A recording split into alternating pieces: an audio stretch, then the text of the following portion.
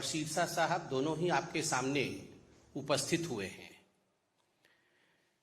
आप सभी जानते हैं कि अभी चंद घंटों पहले पंजाब में जिस प्रकार से पंजाब के जाने माने चेहरे, पंजाब में राजनीति में भी सक्रिय रहे एक युवक मात्र 28 वर्ष के सिद्धू मूसेवाले जी के साथ जिस प्रकार का अन्याय हुआ है, गोलियों के बौछार के साथ जिस प्रकार उनके ऊपर क्रूर हमले की पूरी साजिश रची गई और आज सिद्धू मूसेवाले जी की हत्या कर दी गई है, यह बहुत ही दुखद घटना है। और पंजाब की जो राजनीतिक स्थिति है, पंजाब के कानून की व्यवस्था की, लॉ एंड ऑर्डर की जो स्थिति है, उसको स्पष्ट रूप से बयान करती है। आप सब जानते हैं, कल ही अरविंद केजरीवाल अपनी पीठ ठोक रहे थे और उन्होंने ये ऐलान किया कि 400 से अधिक लोगों को, जिनको उन्होंने वीवीआईपी कहा, उनके सुरक्षा को वापस लिया गया है। और आज मैं सुन रहा था हरियाणा में भी और अन्य स्थानों में भाषण देते हुए अरविंद केजरीवाल जी के नेता और खुद अरविंद केजरीवाल जी इसकी वाहवाही लूट रहे थे। वो चाहते थे पब्लिक इस पर ताली बजाए कि अरविंद केजरीवाल और आम आदमी पार्टी की जो ये शैली है, सुरक्षा हटा लेना, सुरक्षा छीन लेना, इस पर लोग तारीफ करें अरविंद केजरीवाल जी की शैली की। पहले तो इन्होंने सिद्धू मूसेवाले जी के प्रेस जो सिक्योरिटी थी उसे हटाई। फिर आश्चर्य का विषय है कि जो विषय कॉन्फिडेंशियल रहना चाहिए, ये पूरी लिस्ट किन लोगों की सिक्योरिटी हटाई गई, यह confidential list that was made public. Never in the world we have seen a situation where people who are threatened, their security is taken back. And the list as to whose security has been taken back, this confidential list is published for the public consumption. तो एक तरह से ये एक invite था, यह एक आमंत्रण था हत्यारों को कि हमने इन लोगों का सिक्योरिटी वापस लिया है, अब आप अपना काम कर सकते हैं। सही मायने में अगर देखा जाए तो आज कुछ संगीन सवाल केजरीवाल जी के सामने खड़े होते हैं। पहला सवाल जिसका जवाब आम आदमी पार्टी को देना चाहिए वह प्रश्न है कि कोई आपने इनपुट लिया था, कोई एनालिसिस की थी?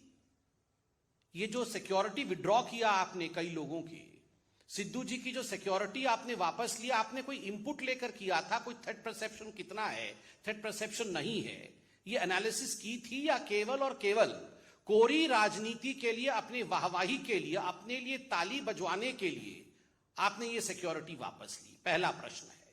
दूसरा प्रश्न है, सिक्योरिटी कल वापस ली और तुरंत उसको आपने पब्लिसाइज किया, यह दुनिया में कहीं नहीं होता है, यह क्यों किया?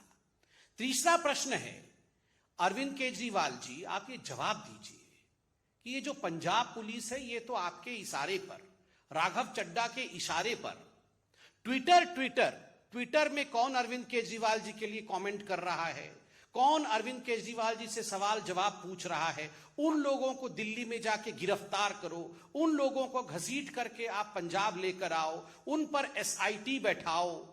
ये सारा तो आपने पुलिस तंत्र को, अपने पूरे फोर्स को आपने इस काम में लगाया हुआ है।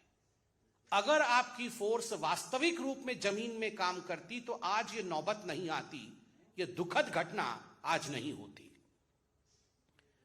स्पष्ट रूप से मैं कहना चाहूंगा, और यह बहुत दुखद है, मेरे साथ सिरसा साहब है, वो खुद पंजाब के हैं, वो तफसील से आपको यह पूरा विषय बताएंगे। किंतु जो आज फौरी नजर से दूर से भी दिख रहा है पंजाब में, जो लोग पंजाब को नहीं समझते, जो लोग पंजाब को नहीं जानते, वो रिमोट कंट्रोल के माध्यम से दिल्ली में बैठ करके पंजाब को चला रहे हैं। And that's the reason as to why we are seeing the situation that we are seeing in Punjab.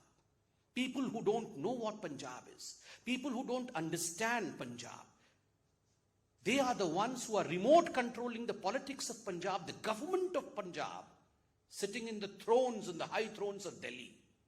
Arvind Kejriwal और राघव चड्ढा, ये दोनों आज पंजाब को कंट्रोल कर रहे हैं।